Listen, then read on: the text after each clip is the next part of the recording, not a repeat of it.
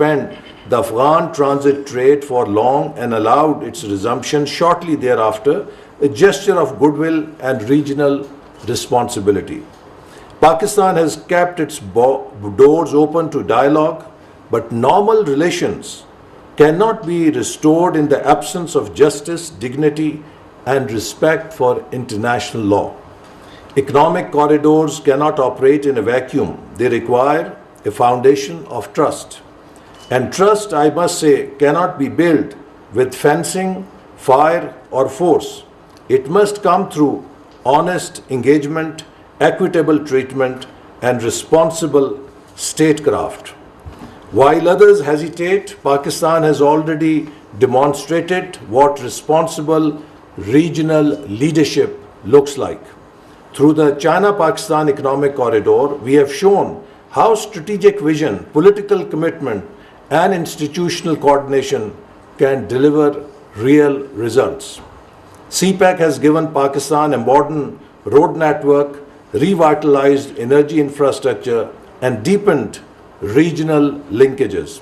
It has also created a blueprint for how multilateral connectivity projects should be designed transparently, inclusively, and sustainably.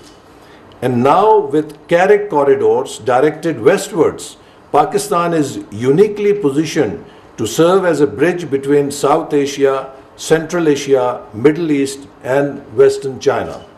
Let me also state clearly, Pakistan welcomes the participation of all partners, regional or global, in the development of such corridors, so long as the engagement is grounded in mutual respect, shared benefits, and strategic balance.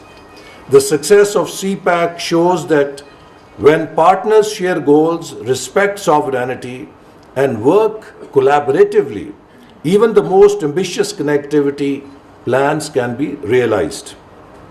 I would like to here in this situation also acknowledge the leadership of President Trump for saving South Asia from a wider conflict and bringing an end to war and urging both sides to negotiate peace and peace through trade. I think it is a welcome initiative of United States. Ladies and gentlemen, some argue that current tensions preclude any economic engagement, but this reasoning does not stand the test of global precedents. Take the example, Ambassador gave example of China and India, and let me give another example of United States and China, two nations that have profound strategic differences and divergent worldviews. Yet, they are each other's largest trading partners. They have managed so far to keep economics and politics on separate tracks by remaining engaged. The key is engagement. The difference, however, is critical. Neither side has escalated by violating sovereignty or unilaterally suspending binding international treaties as India has done in this region. Our position is principled. We are open to trade, open to dialogue, but not at the cost of our sovereignty, dignity, or legal rights. The report being launched today proposes a series of phased steps towards an east-west economic corridor, which is a very pragmatic approach. Let me highlight a few that I strongly support. Start small. Confidence-building measures such as digital connectivity, logistics standards, and academic collaboration can pave the way for broader frameworks. To create an inclusive governance mechanism, the idea of an East-West Economic Corridor Association is worth exploring, provided it ensures equal representation and consensus-based decision-making. But here again, I would, support what Ambassador Raza Mohammed said, that we have example of SARC, and since 2016, SARC summit is hostage to India's non-cooperation, and it is not letting SARC summit take place, which was supposed to take place in 2016 in Pakistan. So it has been, obstructing And I always tell my Indian friends, you know, what is the trouble?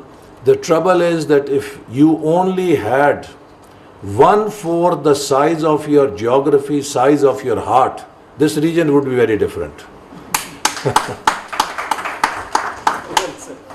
So, unfortunately, we are caught in a situation where in India, political leadership uses paranoia about Pakistan for their domestic legitimacy. I've been in politics since 1993, it is 30 years now. And it is for the consideration of Dr. Rafiq Dosani that they might want to do another research project.